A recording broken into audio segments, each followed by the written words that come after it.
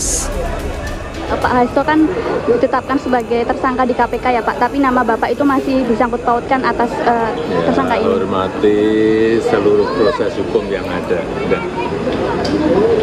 Tapi nggak apa-apa Pak, nama-namanya dicatut Pak, masih dibawa-bawa Pak. Nama Pak Jokowi sama keluarga masih dibawa. Sudah format tugas pensiunan nggak tahu. Dan Sekjen DPP PD Perjuangan sebagai tersangka adalah motif politik, terutama karena Sekjen DPP PD Perjuangan tegas menyatakan sikap-sikap politik partai menentang upaya-upaya yang merusak demokrasi, konstitusi, juga terhadap cawe-cawe penyalahgunaan kekuasaan atau abuse of power di penghujung kekuasaan mantan Presiden Joko Widodo. Bahkan sikap tegas ini baru terjadi minggu lalu ketika partai mengambil sikap yang tegas dengan memecat 3 kader yang dinilai telah merusak demokrasi dan konstitusi.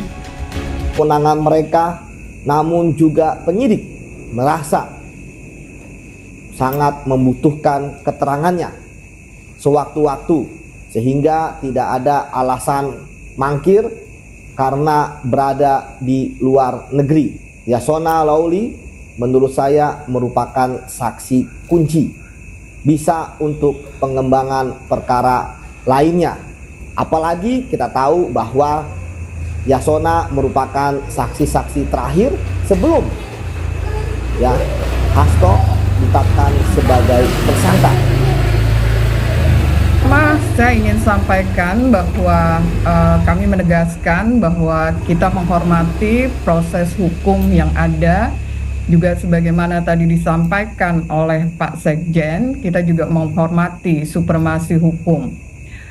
Berkaitan dengan pencekalan yang dilakukan oleh KPK, tentu saja saya ingin menyampaikan bahwa dalam hal ini mempertanyakan urgensi pencekalan KPK tersebut karena dikeluarkan pada saat hari Raya Natal, di mana mantan Menteri Hukum dan HAM dan juga Sekjen PDI Perjuangan dalam hal ini merayakan Natal bersama keluarga. Dan tentu saja mereka bisa di luar kota dan belum tentu mereka juga menerima surat pencekalan tersebut. Dan kita melihat juga ada juga kebocoran gitu ya. Ternyata sudah beredar berkaitan dengan pencekalan tersebut. Jadi saya mau melihat bahwa ini juga menimbulkan kegaduhan ya. Karena selama ini baik Profesor Yasona Lawli maupun Pak Sekjen patuh pada hukum yang ada, hadir di dalam setiap tingkat pemeriksaan di KPK, dan juga terakhir pada tanggal 18 Desember 2024 Prof. Yasona Lawli juga hadir dan periksa selama 6 jam di KPK. Makanya tadi ada dari pencekalan tersebut yang dilaksanakan di hari Natal. Dan menimbulkan kegaduhan publik. Kenapa? Karena pada Konpres Natal 2024 Keuskupan Agung Jakarta, Gereja Katedral menyatakan bahwa belakangan ini kerap terjadi kasus korupsi yang dibiarkan supaya nanti dijadikan alat untuk memburu demi tercapainya kepentingan tertentu.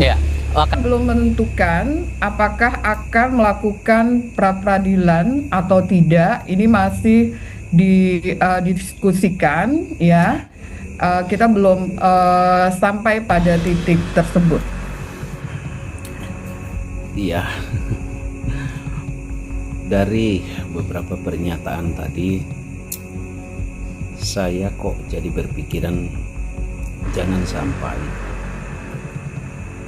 sudah diketahui memang, tapi masuk pada indikasi pembiaran itu, saya sepakat dengan yang disampaikan Ibu ini.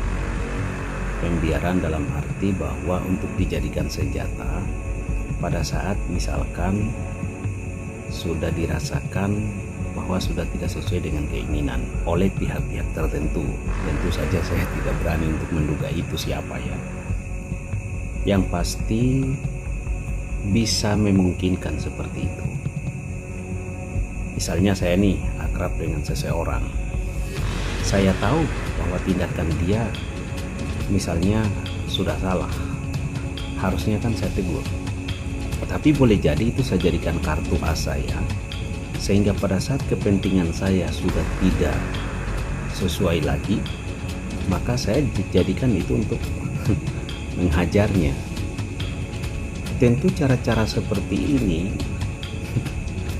ya saya tidak bisa berkomentar apakah cara-cara itu sudah merupakan juga bagian daripada taktik dan strategi dalam hal misalnya politik. Silakan saudara-saudara sekalian menilai. Tapi bagi saya, kalau sebagai sahabat yang baik, misalnya saya lagi berkuasa nih, maka bagusnya itu saya tegur. Saya tegur, jangan lakukan. Kalau seandainya saya sudah tegur, dia masih lakukan, ya jelas saya harus juga menjalankan apa yang menjadi tugas dan kewajiban saya. Dalam politik harusnya begitu, bukan kita membiarkan.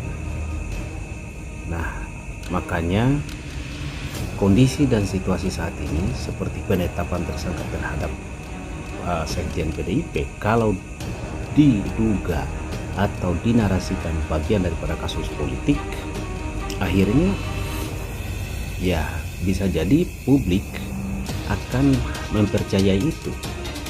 Tapi kita sebagai masyarakat harus juga memiliki dan mempunyai prinsip.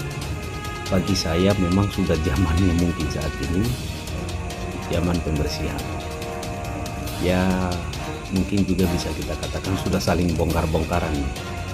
Tentu kita harus meyakini semua peristiwa dan kejadian yang telah terjadi adalah kehendak dari Tuhan dan merupakan sudah yang terbaik. Itu yang bisa saya sampaikan saudara dan sahabat sekalian. Jangan lupa ya untuk senantiasa mendukung channel ini, karena kita akan senantiasa melihat dari sisi yang berbeda. Dan bagi saya, patokan kita itu harus sesuai dengan konstitusi Undang-Undang Dasar 45 sebagai rakyat, yakni segala tindakan dan perbuatan yang tidak sesuai dengan peri kemanusiaan dan peri keadilan, bahkan yang sifatnya penjajahan, termasuk tindakan-tindakan yang bertentangan dengan tujuan berbangsa dan bernegara, itu yang harus kita jadikan patokan dan rujukan kita dalam menilai siapapun